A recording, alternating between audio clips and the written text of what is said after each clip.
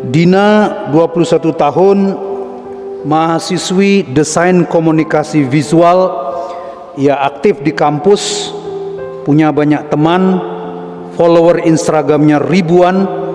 Ia sedang menjalin hubungan dengan Raka, pacarnya sejak SMA, yang juga anak baik, tulus dan setia. Namun sejak pindah ke kota besar, Dina mulai mengenal lingkungan baru. Ia makin dekat dengan seorang senior cowok dari komunitas kreatif yang selalu tahu cara memuji dan membuatnya merasa spesial. Tidak ada hubungan fisik, tidak ada chat yang panas, tapi setiap kali Dina membuka DM, jantungnya berdetak lebih cepat. Jangan-jangan kalian tidak tahu DM itu apa? Direct message ya.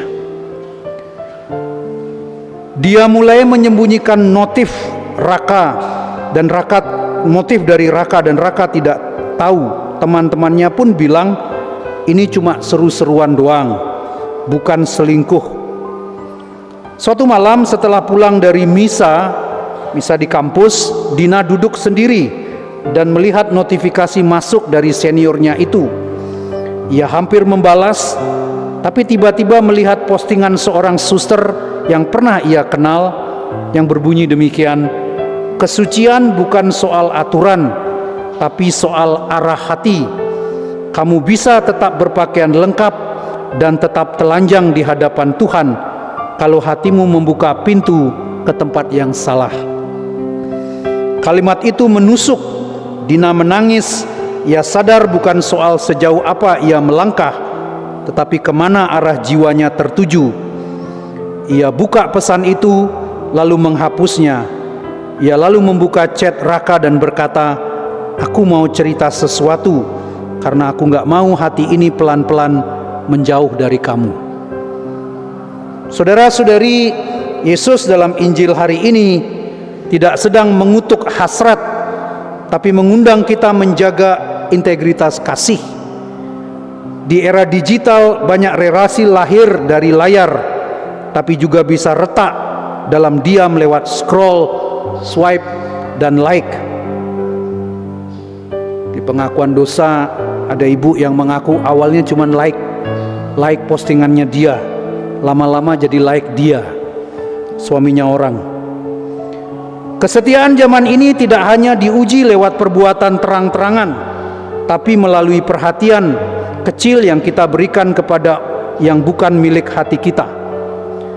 Kita bisa selingkuh bukan lewat tubuh, tapi lewat imajinasi, pujian, dan keinginan yang disembunyikan. Santo Antonius dari Padua mengajarkan bahwa pertobatan bukan soal rasa bersalah, tapi soal keberanian untuk kembali ke kasih yang sejati. Ia pewarta yang menyentuh hati karena hidupnya sendiri jujur di hadapan Tuhan. Lantas bagi kita yang berdevosi kepada Maria dari Guadalupe, kita diingatkan bahwa dia menampakkan diri kepada Juan Diego bukan sebagai ratu yang menakutkan, tetapi sebagai ibu yang lembut, hadir di tengah keraguan dan luka batin bangsa.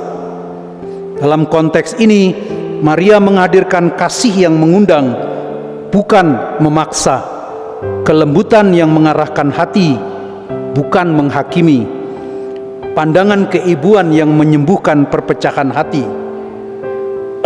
Seperti hati Dina yang digugah oleh pesan rohani dari sang suster, kehadiran Bunda Guadalupe membangkitkan kesadaran tanpa ancaman, tapi dengan kasih yang menggetarkan hati.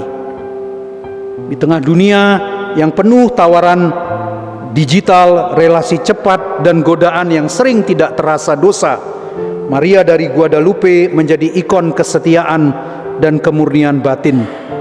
Ia adalah pendamping bagi kita semua yang sedang mencari arah dan jati diri, pelindung hati dari relasi yang semu dan merusak, pewartaan Injil melalui kelembutan seperti yang dialami Juan Diego, disapa, dikuatkan, dan diarahkan.